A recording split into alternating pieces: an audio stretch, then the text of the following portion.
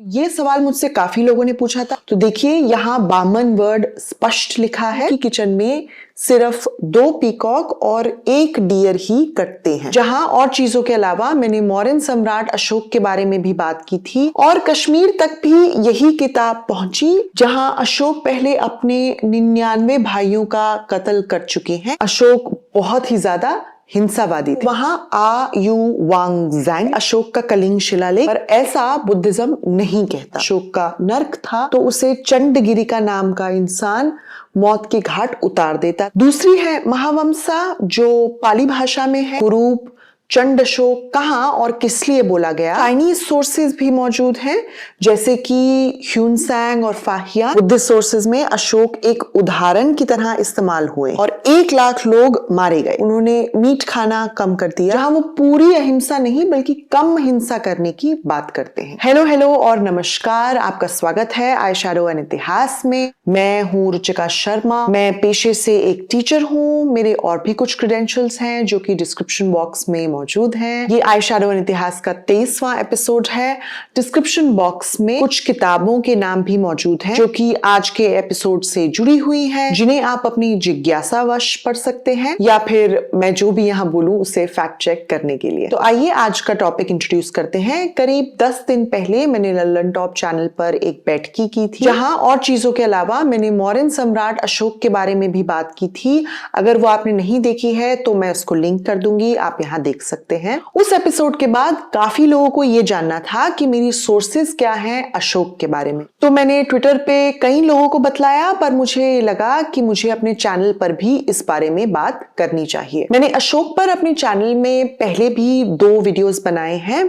एक में मैंने चर्चा की है कि उन्हें बुद्धिज्म में कैसे दर्शाया गया है और दूसरे में मैंने चर्चा की है कि अशोक अपने शिलालेख में किस बारे में बात करते हैं, क्या लिखते हैं। पर दोनों ही अंग्रेजी में है तो शायद इसीलिए काफी लोगों की जिज्ञासा को शांत नहीं कर पा रहा है। तो आज मैं एक छोटा सा एपिसोड हिंदी में बनाकर ना केवल कलिंग शिलालेख के बारे में बात करूंगी, पर अशोक को कुरूप चंड अशोक कहां और किस लिए बोला गया उसके बारे में भी चर्चा करूंगी। इसके अलावा अशोक के बारे में पाली किताबें क्या लिखती हैं इस पर भी चर्चा करेंगे और ये सब इस ग्रीन ग्रे लुक के साथ।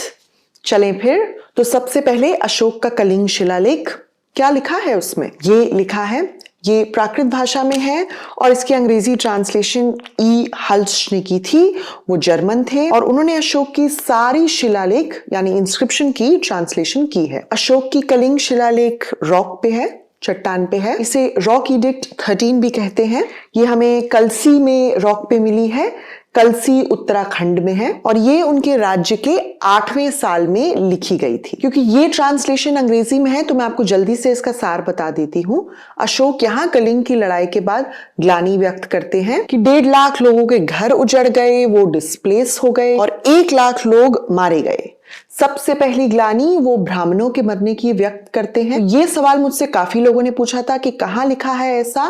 तो देखिए यहाँ बामन वर्ड स्पष्ट लिखा है और उसके बाद लिखा है समन जो कि है श्रमण, जो कि आजीविका, बौद्ध और अलग अलग धर्म के अनुयायी को एक साथ बोलते हैं। वो ग्लानि जताने के बाद धम्म विजय का जिक्र करते हैं जहां वो पूरी अहिंसा नहीं बल्कि कम हिंसा करने की बात करते हैं। लाइटर पनिशमेंट्स की बात करते हैं।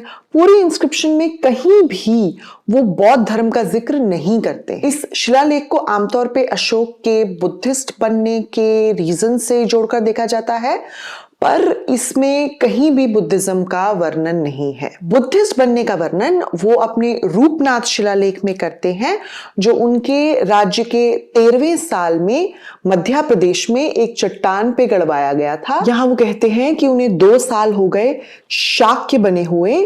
प्राकृत में शब्द यूज हुआ है शाक्य। शाक्य बुद्धा को भी बोलते हैं। बुद्धा शाक्य मुनि, शाक्य उनका क्लैन था। इसका मतलब ये हुआ कि वो अपने राज्य के 11वें साल में बुद्धिस्ट बने जो कि कलिंग की लड़ाई से 3 साल बाद है। इससे काफी साफ हो जाता है कि कलिंग की लड़ाई और अशोक का शाक्य यानी बुद्धिस्ट बनना दोनों अलग हैं। ब्राह्मणों को आदर प्रकट करना अशोक के काफी शिलालेख में मौजूद है। ये उनकी गिरनार शिलालेख नंबर 3 है जहां वो अपने धम्म महामाता धम्मा महामात्रास और धर्म महामात्रास के बारे में बात करते हैं, जो उनके धम्मा के प्रचार और उसका पालन करवाने के लिए नियुक्त किए गए थे। यहाँ वो लिखते हैं कि ब्राह्मणों और श्रमणों को दान देना सराहनीय है, और यहाँ भी वर्ड बाहमन यूज हुआ है प्राकृत में। ऐसे ही उनके 11वें गिरनार शिलालेख में, जहां वो धम्म की डेफिनेशन, उसकी परिभाषा बताते हैं, वहां भी धम्म की परिभाषा में ब्राह्मणों और श्रमणों को दान देने के लिए कहते हैं। यहां भी बाहमन वर्ड यूज हुआ है। उनका एक और शिलालेख, गिरनार शिलालेख नंबर 1 में वो कहते हैं कि कैसे धीरे धीरे उन्होंने मीट खाना कम कर दिया और अब उनकी किचन में सिर्फ 2 पीकॉक और 1 डियर ही कटते हैं। इससे पता लगता है कि बुद्धिस्ट बनने के बाद भी अशोक एकदम से चेंज नहीं हुए। जैसा कि लोगों के साथ अक्सर होता है, वो अपने समय से चेंज होते हैं, पर ऐसा बुद्धिज्म नहीं कहता। बुद्धिस्ट सोर्सेज में अशोक एक उदाहरण की तरह इस्तेमाल हुए। बुद्धिज्म की अशोक के लिए 2 सोर्सेस हैं। एक जो 2री शताब्दी ईस्वी में लिखी गई थी, जिसको अशोक वादन भी कहते हैं, ये संस्कृत में है। ये महायाना बुद्धिज्म का पार्ट है।